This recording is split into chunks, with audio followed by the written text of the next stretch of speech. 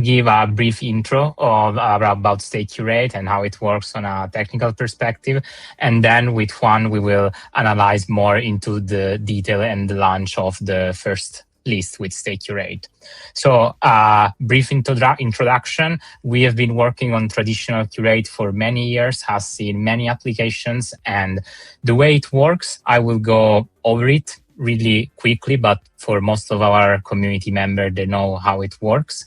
So let's take the Genesis example with the sex listing. They have a policy with criteria for tokens to be listed on their platform. Let's say Alice has its own token and she wants to be part of the platform. So if this listing is using Curate, how the process would look like. So the first step, Alice places a deposit where basically she's pledging that her token complies with the policy set by the listing. Then this token goes through a challenge period where curators can check if this token effectively complies with the policy. If it doesn't comply, they will start a dispute that they will go in Kleros court, and you'll have all the incentive system. So if the challenger wins the dispute, the item is not listed and the challenger get a bounty. But if the item is registered at the end of the process, Alice will get her deposit back and the item will be registered on the list. So we have been using this system already on many scenarios, mostly in Web3, but we both had examples like the Finex partnership where we were able to detect a scam token where the team was then arrested. And as of today, through Scout, which is an app built on top of Curate, we have the largest decentralized database of contract metadata. So basically, we associate information to smart contracts. So let's say that a specific smart contract belongs to this project, or the same for a token. We verify that a certain website, a certain image belong to that address and therefore that token. This has proved to be effective because we now count more than 600,000 verified addresses, and we have a lot of partners. The main players in Web3, they are working with us. So like MetaMask, Etherscan, Ledger, but also BlockScout, RootScan, AuthorScan. So we have many partners being aware of how well the system works. So we explained these in DeFi, so with tokens and smart contracts, which are most of the cases, they are quite static items. So Curate is working and will continue to work perfectly. But there are certain use cases, like every tool is specialized to do certain things. There are some use cases where the items are more dynamic, so they can change throughout time. And as you saw earlier on traditional Curate, at the end of the challenge period, the deposit goes back to the submitter. Therefore, the submitter does not have a proper incentive in keep being compliant with the policy. So here it comes Stake Curate. Stake Curate, the first part is the same as traditional Curate. So there's a policy, there's a submitter. The submitter pledges that the item, whatever it is they are submitting, complies to the policy. This item goes to a challenge period where still doesn't count as verified. And after this challenge period, the item is verified, is registered, and everyone can check in the registry. So here now the fourth point is where there's the difference with traditional Curate. The deposit, it doesn't go back automatically to the submitter, but stays locked till two possible events can happen. The first one is a withdrawal. So the submitter willingly decides that they do not want to comply anymore with that policy. They don't want to get the advantage they had from being registered in that policy. So they withdraw and they get back their money. And the third parties will know that that specific asset, that specific item is not compliant anymore. Or the other one, if the submitter want to commit fraud, or for any reason they are not complying anymore with the policy, maybe they've been superficial. So this is a risk for the third-party users. There are curators who will constantly check the list and see if the items are compliant. So in this case, like on traditional curate, if there is a challenge and the challenge is won by the challenger, they will get the bounty. This has, of course, built-in incentives for both sides to keep the item compliant on one hand, and on the other hand, to keep monitoring. Here, there's a brief breakdown of the type of incentives. So the submitter wants to stay in the policy because maybe they have some advantage. They can access to a certain market. They can get more users. So they have the incentive and keep their item compliant. The challenger, the obvious incentive to monitor the registry is that if they find any submission that has some problems, that it's not compliant anymore, they will be rewarded for this. And also the final users of this platform, they will be sure that day by day those items are complying with the policy, so they are safe to interact. So this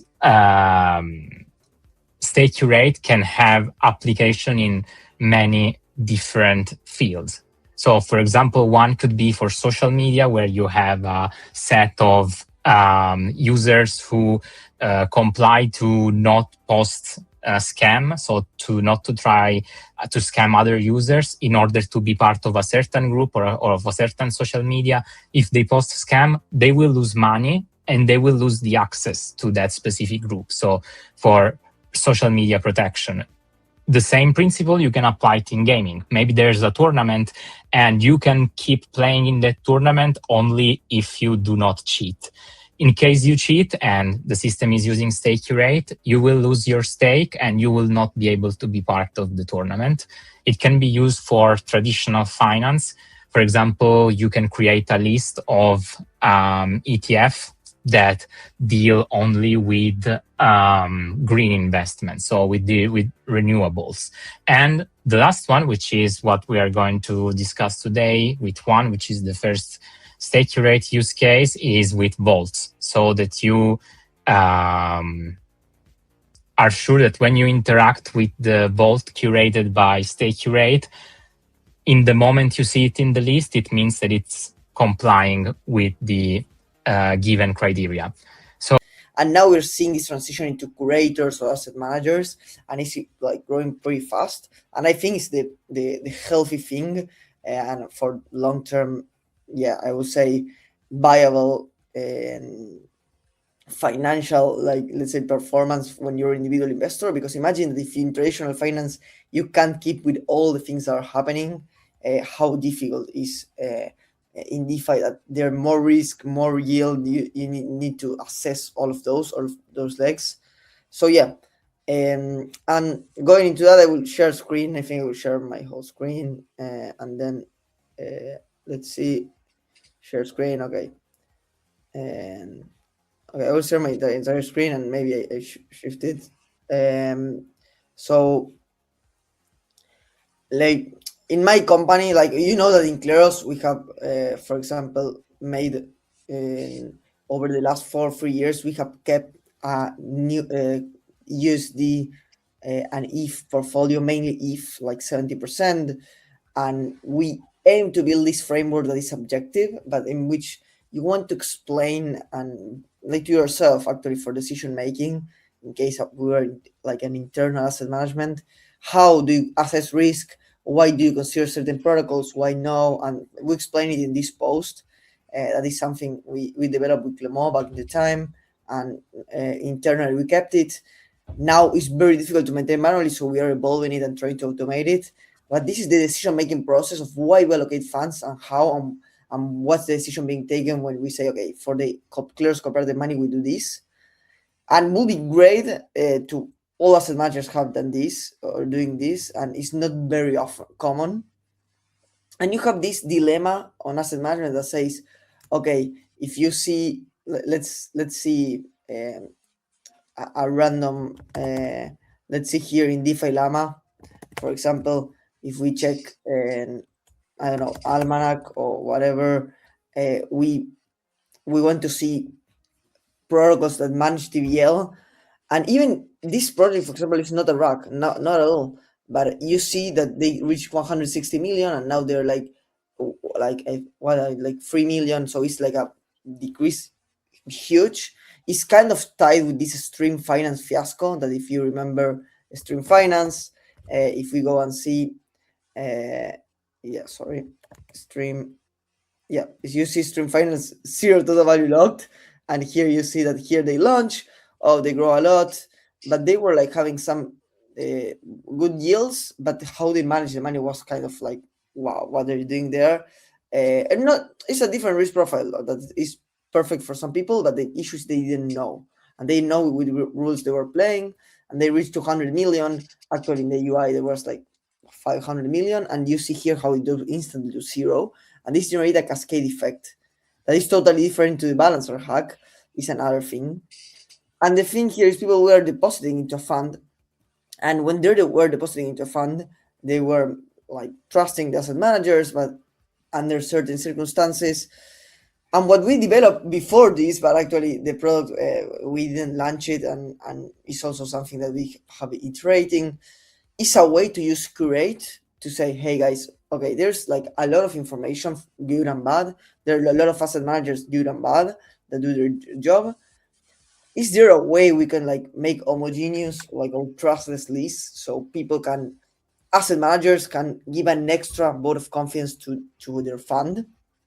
Okay, and is there a way in which users can use that to take it into account? So if you see, let's see if in DAMM side now, we can see it, and you should be able to see, okay, now this like is this wallet is like sucks, but if you go to another wallet, it works okay. Okay, I will change it later, but basically you can see there that is, you have a badge that says Curate by Kleros Curate, and you can go like to any fund. For example, let's say that you want to fund of Lagoon, and you search for DAMM Capital, that is our fund, that you can see, okay, our two funds, and what's our fund, and why we take decisions, etc. And you could have a badge here that says, besides the description of this fund, you can also get this badge, that this badge like entitles that you will fulfill certain rules.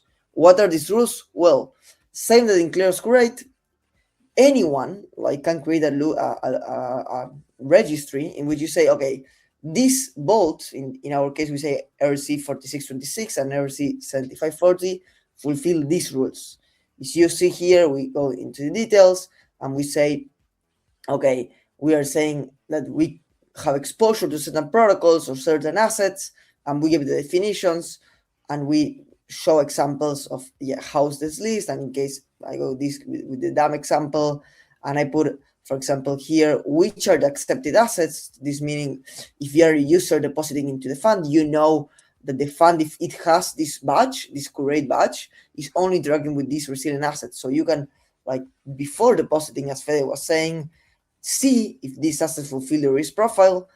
And you know that the manager has this badge because it means that they're putting skin in the game to be in this Kleros Curate list, and they're only interacting with these protocols. If at any moment they don't interact with these protocols, they can be challenged. And here you have the assets, the protocols, etc. And you can see how can we remove, and how it can be like, how it can stay there. So the process in which you will see like this vault, in which you see here, you see the Battle-Tested DeFi Vaults, and you see that you have like the first vault that is the DAMM Capital, and we left $300 as a skin in the game to say, okay, our vault fulfills with this, and anyone can submit their own vault. It doesn't mean to need to be DAMM vault. It could be any asset managers in DeFi that wants to give an extra layer of confidence to their users. So any asset manager in Lagoon, for instance, could do it. Any asset manager in Morpho could do it.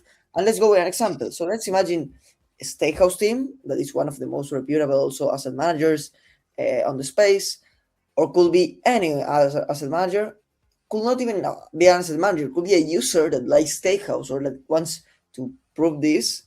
Say, okay, this is a vault a saving vault because I can save dollars here, and you can see that the yield, okay, is lower. It's like 3.6.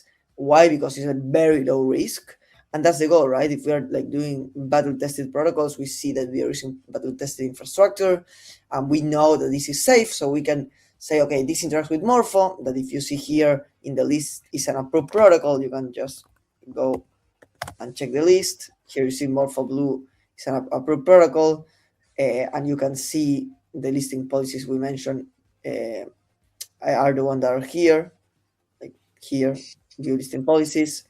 And then you can basically go and try to submit this, right? So in my case, I say, okay, this vault is on Ethereum mainnet. I will like submit the address of this vault, that is this one. I will put a description that I will copy this and I will paste it here. Okay. The website link, I simply put a link so people can deposit and identify the vault. And then I put a logo that is optional. And you see that here, I will do it live. I can say, okay, now I'm Steakhouse or I am a user, and I want to give my like the other people a layer of confidence that this vault meets these requirements. In this case, the battle-tested DeFi vault. But any asset manager could create another one. Could be, for example, algorithmic centralized exchange bots that only interact with Binance and I don't know, Coinbase. So you can say that here I need to put an item deposit, that is the deposit like Fortunato mentions, that we will leave constantly as skin in the game, that the good thing is it still gains yield.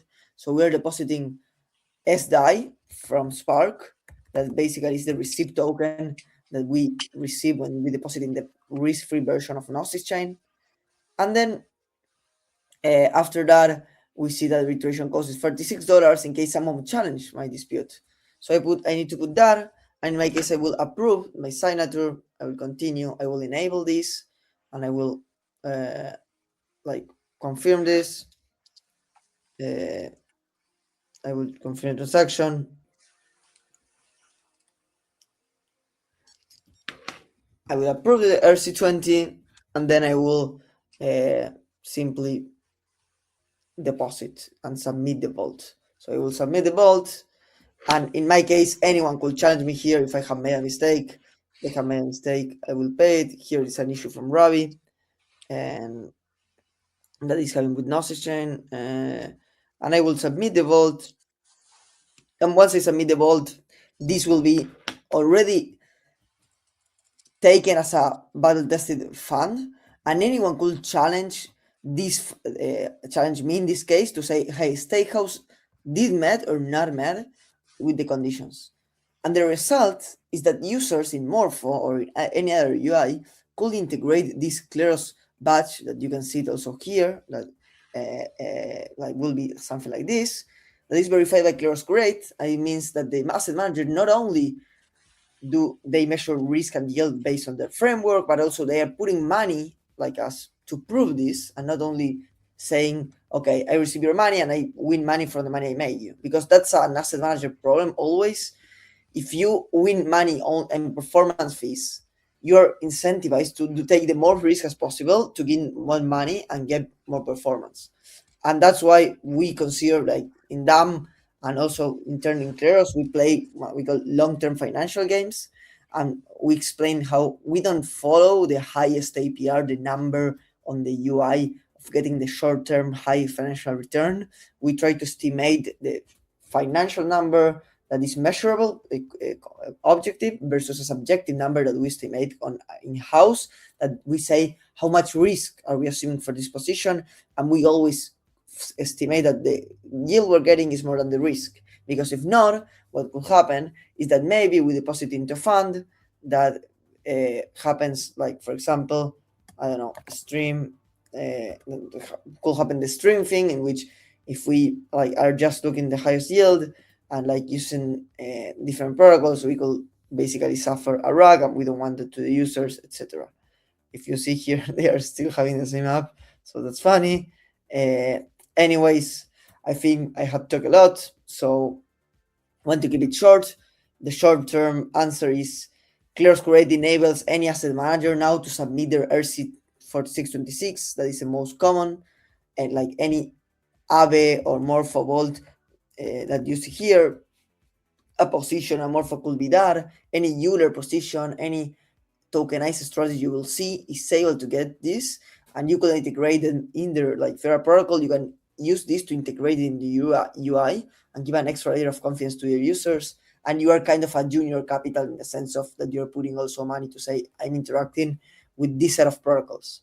And if you don't agree with us, like on what's about the tested DeFi protocol, you could create your own list. Like Steakhouse could create their Steakhouse blue chip list and put the parameters they want.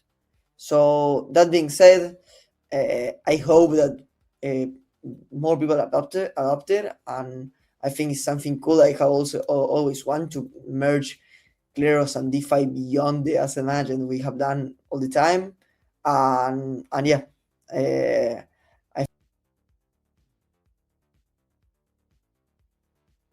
I guess he got too excited. It's Yeah. it was a great presentation. I don't know. Hopefully he's okay. Are you okay, Juan? I mean, if you can come back, come back. I will just comment something because so just to see a bit like of the big picture of what this means for the future of DeFi. So maybe let me tell you something about the London Stock Exchange. There is this very good book by Edward Stringham that is called Private Governance, and he explains in this book different processes when rules in some community started not by being done by the government, but by private actors. The very famous example is the London Stock Exchange. So in London in the 17th century, the traders used to meet at a place called the Royal Exchange. But that was an exchange where people would trade, like wool, cotton, whatever other stuff. And then on a corner, they were the traders used to meet there. It was the early days of the stock companies, the East India Company and all that. At some point, the king, because of I think some political pressures of I don't know who, but they banned traders from the exchange because, well, I guess finance was a speculative activity, and that was not well seen by the church, I imagine. So they get kicked out of the Royal Exchange, and then what do? They start trading on the street in a very famous street in London. If you happen to go to the city of London, there is this street called the Change Alley. I've been there like when I went for the conference of King's College on last April. I went to see it because I had never been actually there. And you see it's like a back alley where you would imagine people would go to buy drugs. Well, in that time, people would go there to trade stocks because it was like they were not criminals, but they were like kind of in a gray area of the law. And at some point, they start meeting in a cafe called the Jonathan Cafe, and then that was the first iteration of what ended up becoming the London Stock Exchange, and they used to buy and sell, different types of assets there, and they had really complex rules, but that they developed themselves. Remember, the government was not involved at all because this was not a legitimate activity, and they developed a private governance system that enabled them to make a really complicated transaction, very sophisticated transaction of futures, options, many other things. The government only became involved in the 19th century, like more than 100 years after this private governance system started working. And Adam Smith, speaks about this, in the Wealth of Nations, how this system works. And the interesting thing is that, this could create some legal order in a completely private way. And what we are seeing in DeFi is kind of the early days of a kind of legal order where governments are having lots of trouble into regulating this because of the nature of international transactions, anonymous actors, very fast, transactions, all of that we know. So, and the reality that we are seeing tons of crypto assets being created every day, and governments still, they don't have really the capabilities to monitor all this. So what we are seeing is lots of private governance tools being applied to this.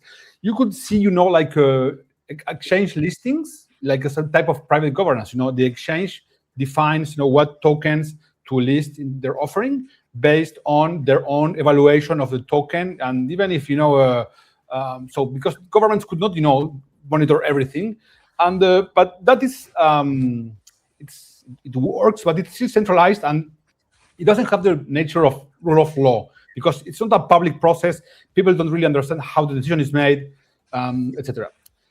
So this thing we are doing here, that we are starting to build, is this private governance ordering, but with some public characteristics where you make a list and then you submit the token, and then this goes through a process that everyone understands, that is public, that the decision-making logic is visible for everyone. And this is how, a rule of law is supposed to work. It needs to give you predictability. If you are accepted, you will know why you're accepted. If you are rejected, why you're rejected. And this is one of the natures of, like why blockchain is kind of a rule of law for digital age. Just want to mention, I don't want to bore you, with all of this, but just mentioning also that we are currently supporting a student at in Oxford Law School, Ekin Genk, who is actually researching how DeFi is building these private governance tools for securing transactions in this new world. And he is working under the supervision of a very well-known professor called Fernanda Pidier, who wrote a very good book that I strongly recommend. It's called The Rule of Laws. And it's about how in different times, different rules were created through purely, private means. This happened in the London Stock Exchange. It happened, in eBay. eBay had a private system of dispute resolution for buyers and so on, all that. So this is kind of the nature of it. And what I expect to happen at some point is that, so there's going to be like a kind of a merge or collaboration between public institutions and private institutions. There is this other scholar called Gillian Hadfield, and she wrote this very good book also, Rules for a Flat World. And she explains that what we're going to have in the future, because of the internet, is like a different three-tier, regulation system. So you will have on top of the system a super regulator. Let's call it someone who makes the rules for the system. And then the super regulator will oversee different regulators that make sure that the compliant agents are complying with what they are supposed to do. I imagine, this Stake Curate tool and the different vaults to be like a private regulation entities that will comply with the super regulator requirements. So super regulators say, okay, if you want your token to be compliant with XYZ, law, okay, you will have to have it accepted into this vault. And then all of the process of complying and being accepted or rejected is going to be done through this public process. So this is why this is a small step, but the vision of this is like a really, really big in the sense of being a fundamental tool, potentially of regulation of a world that is DeFi, that is kind of trying to transition from the Wild West kind of environment to the rule of law, security for traders, and in a context where it's becoming more and more harder for states and governments use traditional tools to oversee all this. So yeah, go ahead. No, you've mentioned Fede, this of being part of a bigger rating and confidence. These are clear examples of how it could look like, right? In the Morpho in UI, you have this risk side, and you can have Kleros Curate, but here not as a in this case you see a rating. In TradFi you have traditional ratings, and you have, for example, in this case here is explained how the Morpho rating works, etc. But then in DeFi we are only is starting to have these ratings. But you can, Kleros Curate is the permissionless way of creating sort of ratings, and you can have this as well. And then that maybe an exchange tells you, okay, I only accept your fund if it has this rating from a centralized entity plus the added layer of decentralized thing. So yeah, I just wanted to couple it with what you were mentioning.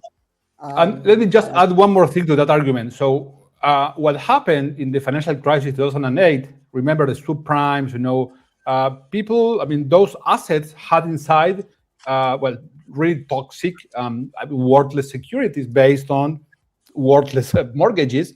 And still the credit scoring companies gave them like AAA, rating because of, conflict of interest.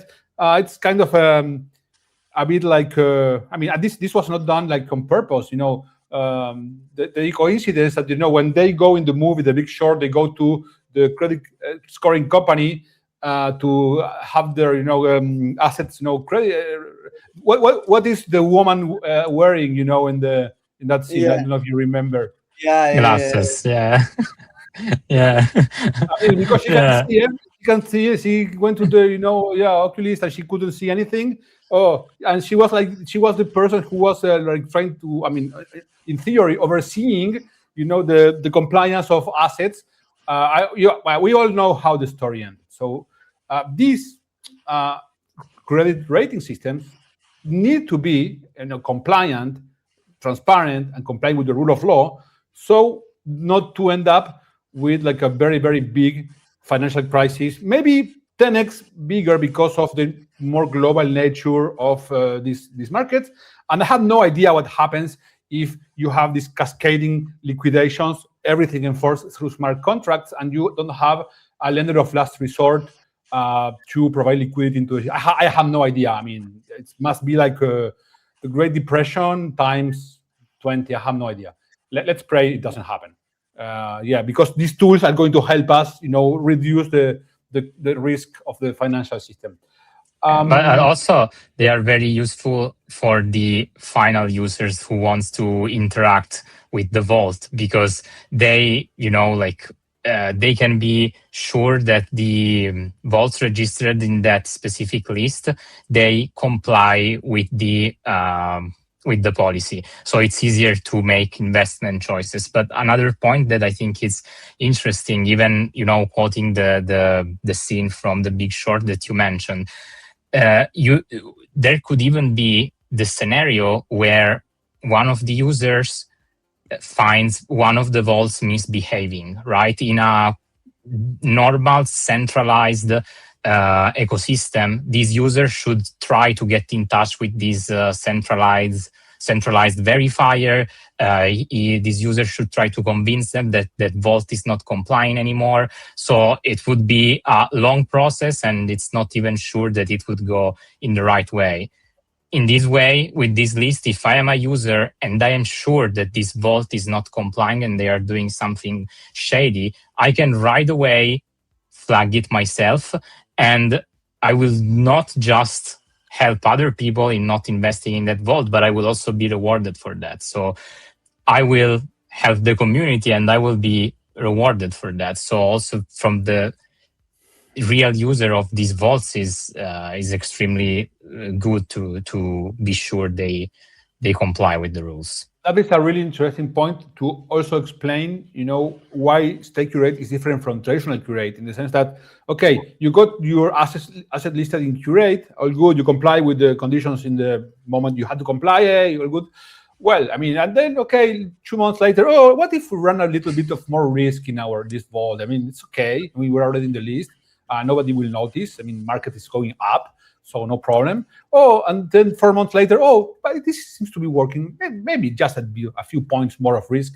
And it ends in 2008. So this, after people will see that you are running more risk than what you're supposed based on the policy of that particular asset, you will. They will just challenge you, and then you are going to be removed. So you don't have any incentive to try to game the system in that way. So this will result in like a more and more like a secure DeFi system. If we get this right, DeFi is going to become more secure, maybe even more secure than traditional finance, because everything is going to be public, and the compliance regime is going to be public, and this could help people switch into DeFi and well, I mean, avoiding the big prices created by, I guess, greed. I don't know. Okay. Yeah, and the bounty, the Yeah. ability to challenge any vault, just to mention that, is like pretty attractive because you're like, and now you're not challenging now in Curate things that have very low value, but you're trying things that have a lot of value, so the bounty is even bigger. So that means that there are more eyes all the time taking a look to it. So you have like lots of like whistleblowers looking into the vaults and seeing if the assets are complying or not with the condition. Okay, let's cut it here. Just maybe Juan, maybe if you want to give like 1 minute, pitch of what DAMM is and what you're doing. I mean, for people to know. I mean, this is a good moment to do it. Great, thanks for letting me shilling that. Yeah, basically in DAMM, we describe as a crypto native asset management. We were born like as a unit free quant shop, and I joined the guys that are friends from some long time to like evolve and combine with my macro view. So we are like a asset management or DeFi lab company that has two verticals. One is the tokenized funds. We don't take directional bets, that we don't think Bitcoin or Ethereum is cheap or expensive. We just say, okay, you put your Bitcoin, if you have Bitcoin, your Ethereum, and your dollars, and we just ensure that how to make yield while taking the less risk as possible on your assets. And the other vertical is we believe the future of finance is the blockchain, and that DeFi will end up being finance, and for that happening, institutions needs to come on chain. But for that, they need to understand the DeFi mechanisms, and also they need to understand technology. And we are the arm that give their services like as a traditional SaaS, but we call it that as DeFi as a service. So we help them on board. So that's the pitch for them.